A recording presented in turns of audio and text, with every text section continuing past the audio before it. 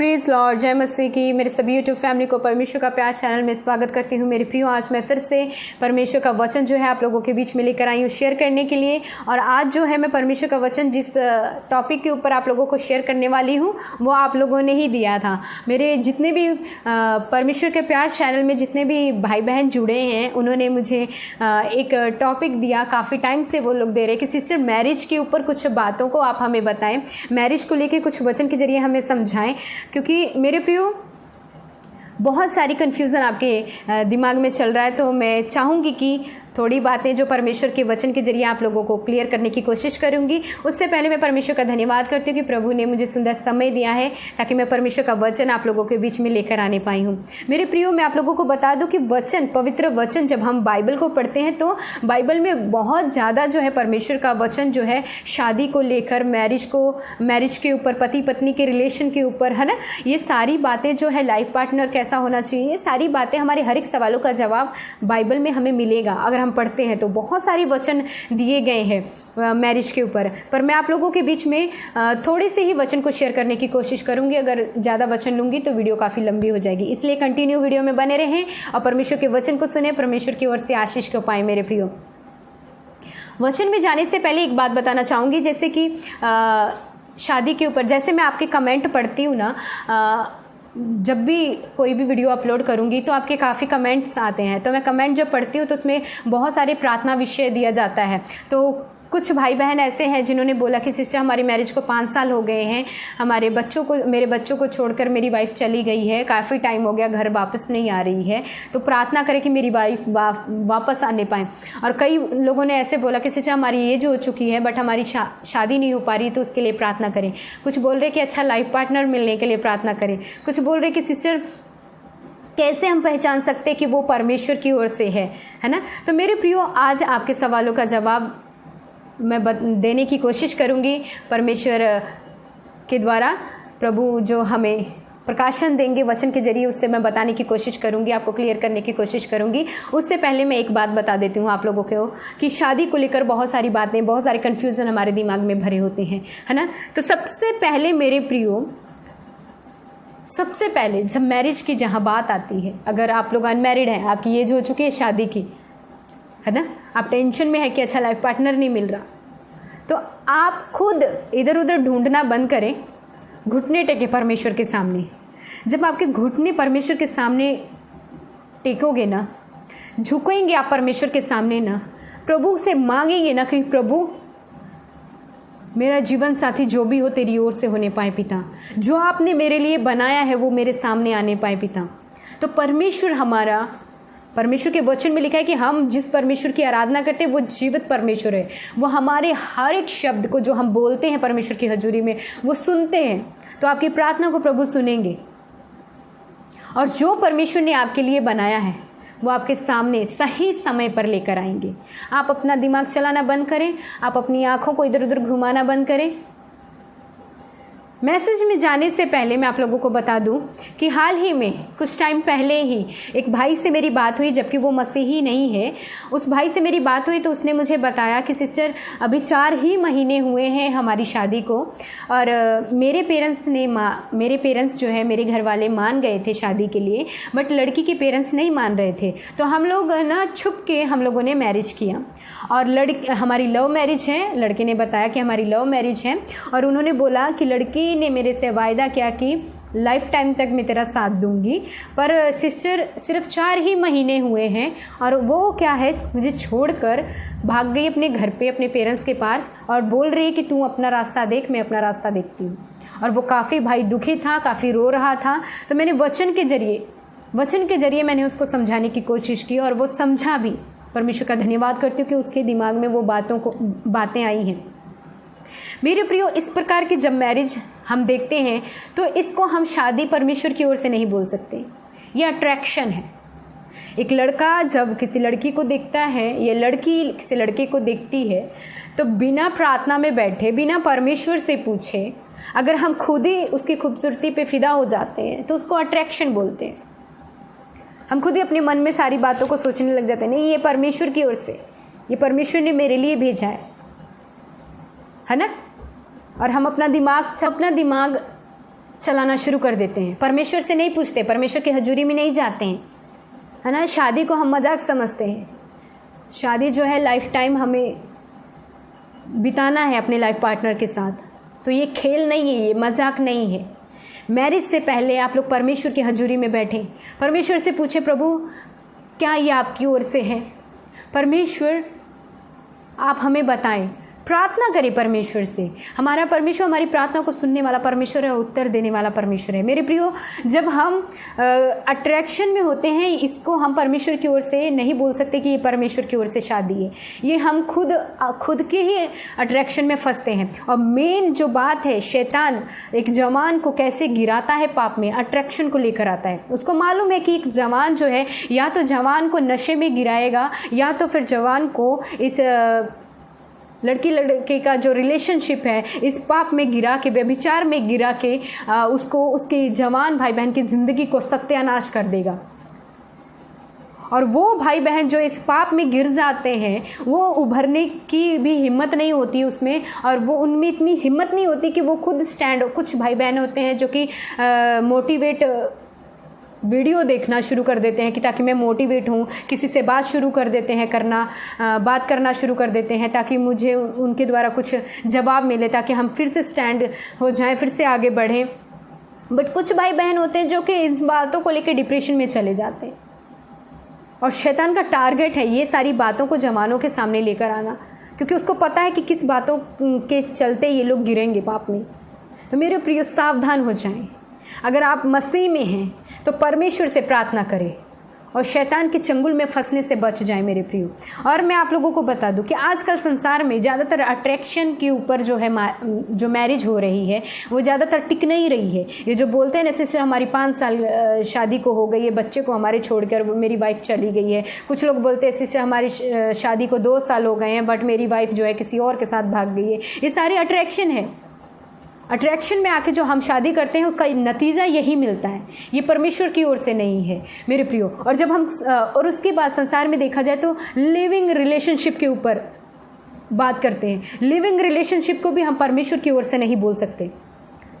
यह आपकी अट्रैक्शन है, या आप लिविंग रिलेशन में रहना परमेश्वर का वचन हमें अलाउ नहीं करता है। बट दुनिया में लोग, ज़्यादातर जवान भाई बहन है, एक ट्रेंड बन चुका है लिविंग रिलेशनशिप में रहने का, है ना। हाल ही में आप लोगों ने न्यूज़ सुना होगा कि एक मुंबई की लड़की श्रद्धा नाम की, जो कि वहाँ से निकल कर एक लड़के के साथ वो मुंबई को छोड़कर दिल्ली में चली जाती है और अपने पेरेंट्स के खिलाफ में जाकर लिविंग रिलेशनशिप में उस लड़के के साथ रहना शुरू कर देती है। और आप लोगों ने बखूबी उसका जो है न्यूज़ सुना होगा कि उस लड़के ने जो उस श्रद्धा लड़की के साथ क्या किया, उसके काट के उसके पीसेस को, उसके शरीर को कट करके उसने जगह जगह पर फेंके।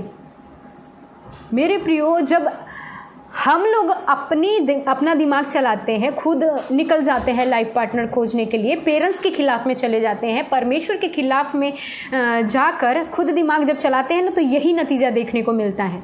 और ये शैतान की ओर से है, परमेश्वर की ओर से नहीं है। और जब हमारे जीवन में, जब हम लिविंग रिलेशन में रहते हैं और उसके बाद जब हमारे ऊपर बुरी परिस्थिति आ जाती है, हाँ, हमारे बीच में बनती नहीं है, लड़ाई झगड़ा शुरू हो जाता है ना, एक दूसरे की बात को हम समझते ही नहीं है। वो कहेगी मैं तेरे से ज़्यादा समझदार हूँ, वो कहेगा मैं तेरे से ज़्यादा समझदार हूँ। ऐसा करके आपस में जब बनती नहीं है, लड़ाई झगड़ा शुरू हो जाता है मेरे प्रियो, तब जो है हम कोसना शुरू कर देते कि प्रभु मेरे साथ ऐसा क्यों किया आपने। उसमें प्रभु का क्या दोष है भाई? इसमें आपका दोष है, उसमें प्रभु की कोई गलती नहीं है। क्या प्रभु ने बोला था रिलेशनशिप में जाके रहो? क्या बाइबल अलाउ करती है हमें जाके रिलेशनशिप में रहो? क्या बाइबल कहती है तुम लोग अट्रैक्शन में आके शादी करो? जब हम अपना दिमाग चलाते हैं, जब हम अपने से गलतियां करते हैं, शैतान की बातों को सुनकर उसके द्वारा चलने की कोशिश करते हैं, तो जब हम गिर जाते हैं, जब हमारे जीवन में दुख आना शुरू हो जाता है, तो हम रोना शुरू कर देते हैं, परमेश्वर को कोसना शुरू करते हैं, परमेश्वर पे दोष देना शुरू करते हैं। प्रभु मेरे साथ ये क्यों हुआ? मेरे साथ ही ऐसा क्यों होना था? प्रभु की उसमें कोई गलती नहीं। प्रभु का उसमें दोष देना बंद करें, ये आपकी गलती है। और जो परमेश्वर की ओर से है मेरे प्रियो, जो परमेश्वर ने आपके लिए लाइफ पार्टनर रखा है, वो कैसा होगा? वो मैं आपको बताना चाहूँगी मेरे प्रियो। जो अपराधी के ऊपर मैं 2 पॉइंट आप लोगों के बीच में शेयर करूँगी। एक जो हम खुद से ही जाते हैं लाइफ पार्टनर ढूंढने के लिए, एक जो परमेश्वर, दूसरा जो है वो परमेश्वर हमें ढूंढ के जो देते हैं। तो पहले तो मैंने आपको बता दिया कि हाँ, अट्रैक्शन और दूसरा लिविंग रिलेशनशिप, इन दोनों का नतीजा आखिर में क्या निकलता है? बहुत बुरा निकलता है और हमारी ज़िंदगी नरक बन जाती है ना। शैतान हमें ऐसी परिस्थिति में डाल देता है कि हम उभर नहीं सकते और हमारी ज़िंदगी को सत्यानाश कर देता है। कुछ लोग होते हैं जब ऐसी परिस्थिति, जब अट्रैक्शन के द्वारा शादी करते हैं या लिविंग रिलेशनशिप में जाते हैं, जब ऐसी बुरी परिस्थिति आती है मेरे प्रियो, तो ऐसे हालात, शैतान उनके दिमाग में ऐसा हालात पैदा करता है कि कुछ जो है मर जाते हैं, कुछ नशे में पड़ जाते हैं। और श्रद्धा का तो केस आप लोग जानते हो कि क्या हुआ, है ना। पर जो परमेश्वर की ओर से है मेरे प्रियो, परमेश्वर की ओर से जो परमेश्वर ने आपके लिए लाइफ पार्टनर रखा है वो कैसा होता है, मैं आपको वो आज बताने की कोशिश करूंगी मेरे प्रियो। वचन को भी आप लोगों के बीच में पढ़ के सुनाऊंगी। अगर हम जान गए कि हमारी शादी की एज हो चुकी है, अपने घुटनों को, मैंने पहले भी बताया, अपने घुटनों को परमेश्वर के सामने टेकें, प्रभु के हजूरी में जाएं, प्रार्थना करें। शादी आपकी है, किसी और की नहीं है। कई लोग क्या करते हैं, जाके पास्टर को बोलते हैं। पास्टर को बोलना बहुत अच्छी बात है, पास्टर भी आपके लिए प्रार्थना करेंगे, बट जिसकी मैरिज है, मैं आप लोगों को सलाह देना चाहती हूँ कि आप परमेश्वर के सामने घुटने टेकें, आप खुद जाके परमेश्वर के हजूरी में बोलें कि प्रभु आपने जो मेरे लिए बनाया है, प्रभु आप उसे मेरे सामने लेकर आएं। और जो परमेश्वर ने आपके लिए बनाया है मेरे प्रियो, वो आपकी सोच से बढ़कर बहुत ज़्यादा बेहतर परमेश्वर ने आपके लिए चुना है। जहाँ तक आपने सोचा है कि नहीं उस लड़की में या फिर मेरे लाइफ पार्टनर में ऐसा ऐसा गुण होना चाहिए, परमेश्वर ने आपकी सोच से कई गुना बढ़कर गुण उसमें दिए होंगे, जो परमेश्वर की ओर से होगा मेरे प्रियो। सबसे पहले हम वचन देखेंगे उत्पत्ति की किताब, जब 2 अध्याय उसका 18 वचन पढ़ते हैं। जेनेसिस 2:18 इसमें लिखा है, फिर यहोवा परमेश्वर ने कहा, आदम का अकेला रहना अच्छा नहीं है, मैं उसके लिए एक सहायक बनाऊंगा जो उससे मेल खाए। परमेश्वर का वचन में लिखा है कि परमेश्वर ने कहा कि मैं ऐसा लाइफ पार्टनर दूंगा आदम को जो उससे मेल खाए। आजकल बहुत सारी शिकायतें आती हैं, सिस्टर ये मेरी बातों को समझ ही नहीं पाता, मैं बोलती कुछ हूँ ये समझता कुछ है। मतलब उनकी सोच मेल नहीं खाती, है ना, वो मेल ही नहीं खा रहा, मतलब वो परमेश्वर की ओर से नहीं है। जो परमेश्वर ने आपके लिए बनाया है वो आपसे मेल खाएगा, वो आपको समझ के लेगा, है ना मेरे प्रियो। परमेश्वर ने आदम के लिए ऐसा लाइफ पार्टनर बनाया जो उससे मेल खाता है। और उसके बाद हम देखते हैं कि आगे परमेश्वर का वचन क्या कहता है। जब हम पहला पत्रस 3:7 वचन पढ़ेंगे, मैं आप लोगों के बीच में पढ़ के बताऊंगी इसमें क्या लिखा है कि पहला पत्रस 3:7, 1 पीटर 3:7 इसमें लिखा है कि वैसे ही हे पतियों तुम भी बुद्धिमानी से पत्नियों के साथ जीवन निर्वाह करो और स्त्री को निर्बल पात्र जानकर उसका आदर करो और समझ कर कि हम दोनों जीवन के वरदान के लिए वारिश हैं, जिससे तुम्हारी प्रार्थनाएं रुक न जाए। यहाँ पर सबसे पहली बात, जो परमेश्वर ने आपके लिए लाइफ पार्टनर जो बनाया है, चाहे वो आपकी पत्नी हो सकती है चाहे पति, आप दोनों के लिए, लड़की और लड़का दोनों के लिए। कोई ऐसा ना बोले कि नहीं परमेश्वर का वचन सिर्फ पति के लिए बोला गया, परमेश्वर का वचन सिर्फ पत्नियों के लिए बोला, नहीं, परमेश्वर ने दोनों के लिए बोला है। सबसे पहली बात इसमें देखें कि जो परमेश्वर की ओर से जो परमेश्वर ने आपके लिए बनाया है वो बुद्धिमान होगा, है ना। कईयों की शिकायत आती है, सिस्टर मेरा पति तो बुद्धिमानी से काम ही नहीं करता, दिमाग ही नहीं है इसमें, है ना। पर जो परमेश्वर की ओर से होगा मेरे प्रियो, सबसे पहला बात यहाँ पे लिखा है कि वो बुद्धिमान होगा, हर एक काम समझ के करेगा। और दूसरी बात लिखा है कि वो स्त्री को आदर और सम्मान देने वाला होगा, अपने लाइफ पार्टनर को, अपने जीवन साथी का आदर करने वाला होगा। पहला वो बुद्धिमान होगा, दूसरा आदर करने वाला होगा, और तीसरा प्रार्थना करने वाला होगा। 3 बातों को देखा हम लोगों ने। पहली बात आदर करने वाला होगा, दूसरी बात पहला बुद्धिमान, दूसरा आदर और तीसरा प्रार्थना। ये 3 बातें जो हैं उसके जीवन में, आपके लाइफ पार्टनर के जीवन में देखने को मिलेंगी। तो वो जब ये 3 बातें हम अपने जीवन साथी के जीवन में देखते हैं तो हमें समझ जाना चाहिए कि नहीं, ये परमेश्वर की ओर से है। मेरे प्रियो, आजकल का रिश्ता, आजकल का जो शादी का रिलेशनशिप, जो भी बोले, जो रिश्ता जो ज़्यादा लंबे समय तक नहीं टिक पा रहा है, 3 साल के बाद, 4 साल के बाद, 5 साल के बाद, कईयों का 4 महीने नहीं होते हैं, टूट जा रहा है। क्यों टूट रहा है? क्योंकि इनमें वो बातें नहीं है जो परमेश्वर ने हमें बताया है कि एक जीवन साथी के जीवन में वो बातों का होना ज़रूरी है। एक भाई ने कमेंट करके पूछा कि सिस्टर, हम कैसे पहचान सकते हैं कि परमेश्वर की ओर से ये है मेरे लिए? तो ये 3 बातें अगर आप उसके जीवन में देखते हैं, पहली बात कि बुद्धिमान होना चाहिए। परमेश्वर का वचन कहता है, जब हम 1 पीटर उसका 3:7 पढ़ते हैं तो उसमें बोला गया है कि बुद्धिमान वो हर एक काम बुद्धिमानी से करेगा। आजकल जितने भी रिलेशन टूट क्यों जा रहे हैं? क्योंकि वो बुद्धिमानी के साथ अपना नहीं आगे बढ़ पा रहे, उनका रिश्ता आगे नहीं बढ़ पा रहा, बुद्धिमान नहीं होते, इसकी वजह से उनका रिलेशन खराब हो जा रहा है, रिश्ता टूट जा रहा है। पहली बात कि आप कैसे पहचान सकते हैं कि वो परमेश्वर की ओर से है, कि वो बुद्धिमान होना चाहिए। दूसरी बात कि वो अपने दूसरी बात हम क्या देखें कि आदर करने वाला, पति पत्नी का आदर करे, पत्नी पति का आदर करे। आजकल आदर नहीं मिल पा रहा है, सम्मान नहीं मिल पा रहा, इसकी वजह से रिश्ता ज़्यादा खराब हो रहा है, ज़्यादा टूट जा रहा है ना। हमें एक दूसरे का, अपने जीवन साथी को समझ के लेना है, बुद्धिमानी से रिश्ता निभाना है और एक दूसरे को अपने से खुद से बढ़कर आदर सम्मान करना है ना। अगर पति सिर्फ कहता रहे कि नहीं मैं ही काम कर रहा हूँ, तू घर में बैठी क्या कर रही है, उसको आदर ना मिले तो पत्नी का दिमाग खराब होगा।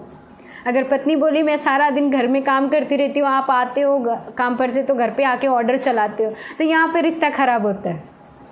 अगर दोनों समझ के लेते हैं कि नहीं मेरा पति दिन भर काम करके थका हारा आता है, और पति भी कहे कि नहीं मेरी पत्नी जो है पूरा दिन घर का काम करती है, थक जाती है, दोनों एक दूसरे को समझ के लेते हैं, दोनों एक दूसरे का आदर सम्मान करते हैं, तो ये जो शादी का जो है ना, जो रिश्ता है लंबे समय तक, अंत तक बना रहता है।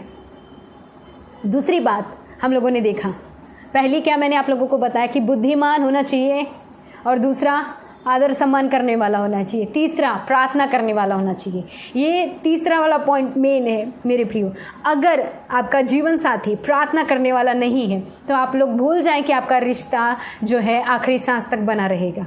अगर आपका जीवन साथी प्रार्थना करने वाला है, प्रभु में चलने वाला है, तो आपका रिश्ता जो है आखिरी सांस तक आपके साथ बहुत अच्छे से चलेगा मेरे प्रियो। बहुत सारे ऐसे बुजुर्ग पेरेंट्स को हम देते हैं कि उनका रिलेशन जो है कितना खूबसूरती से बूढ़े हो जाते हैं, है ना, चलने की हिम्मत नहीं होती, फिर भी वो पति पत्नी एक दूसरे का सहारा बनते, एक दूसरे का हाथ जो है पकड़ कर चलते हैं। मैंने एक वीडियो देखा था इंस्टाग्राम पे, किसी ने पोस्ट किया था कि एक बुजुर्ग हॉस्पिटल में एडमिट है और ऑक्सीजन लगा हुआ है, और जो उसका पति काफ़ी बुजुर्ग हो गया, बेचारे से बैठा भी नहीं जा रहा था, फिर भी उसके हाथ कांप रहे थे, फिर भी वो उसके लिए वहाँ पे पास में बैठा, उसके लिए प्रार्थना कर रहा था, और वो रो रहा था अपनी पत्नी के लिए कि प्रभु ये जल्दी ठीक हो जाए। इसको बोलते हैं कि परमेश्वर की ओर से है, जो आखिरी सांस तक जो रिश्ता हमारे साथ बना रहता है। इसको हम बोलेंगे, इससे हम समझ सकते हैं कि परमेश्वर की ओर से है। अगर आपका जीवन साथी प्रार्थना में नहीं है तो शैतान उसको गुमराह करेगा, आपका रिश्ता खराब करेगा, क्योंकि शैतान का मेन टारगेट है पति पत्नी के बीच में झगड़ा लड़ाई करवाना, परिवार को बिखेर के रख देना, एकता न रहने देना, अशांति को फैलाना, शक लेकर आना, है ना। जो आपका जीवन साथी अगर बुद्धिमान है तो आपके ऊपर कभी शक नहीं करेगा, है ना। शक का बीज जो है शैतान की ओर से आता है, और शक के चलते ही आज का जो शादी के जो रिश्ते हैं अंत तक नहीं बने रहते हैं, वो टूट जा रहे हैं।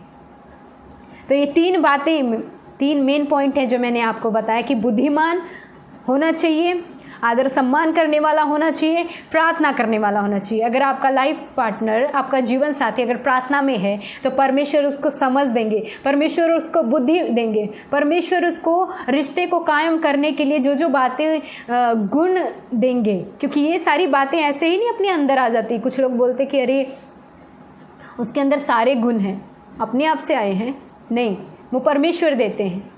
और जब तक परमेश्वर ना दे वो अपने आप से नहीं आ सकते। अगर अपने आप से आना होता तो दुनिया में कितने सारे रिश्ते ऐसे नहीं टूट जाते। बट जो परमेश्वर के पीछे चलते हैं, परमेश्वर में लगे रहते, खराई के साथ ईमानदारी से प्रार्थना में बैठते हैं, परमेश्वर उनके अंदर ये गुण पैदा करते हैं, है ना, ताकि वो अपने रिश्ते को कायम रखें, आखिरी सांस तक निभाते रहें। तो मेरे प्रियो, आई होप कि आप लोगों को आज का जो मैसेज है जो क्लियर हो गया होगा। अगर कोई बातें हैं, मैं आप लोगों के बीच में और भी इसके ऊपर जो है मैसेज को लेकर आऊँगी। अगर आप लोग कमेंट में ज़रूर मैसेज करेंगे, कमेंट करेंगे कि सिस्टर आप इसके ऊपर और भी मैसेज दें, तो मैं आपको बताना चाहूँगी मेरे प्रियो। और आप लोग कंफ्यूज ना हो जाएं। और जितने भी भाई बहन ने प्रार्थना विषय दिया था कि सिस्टर हमारे लिए प्रार्थना करें, हमें अच्छा लाइफ पार्टनर मिलने के लिए, मैं तो आप लोगों के लिए प्रार्थना करूँगी, बट मेरे से बढ़कर आपको प्रार्थना करना है, क्योंकि मैरिज के लिए आपको ज़रूरत है, आपको अपने जीवन साथी की ज़रूरत है। आप परमेश्वर की हजूरी में जाएं, आप घुटने टेकें, आप प्रभु से मांगें कि प्रभु मेरा जीवन साथी आप हमें दें। आप प्रार्थना करें, प्रभु आपकी प्रार्थना को सुनेंगे। मेरे प्रियो, सबको जय मसीह की।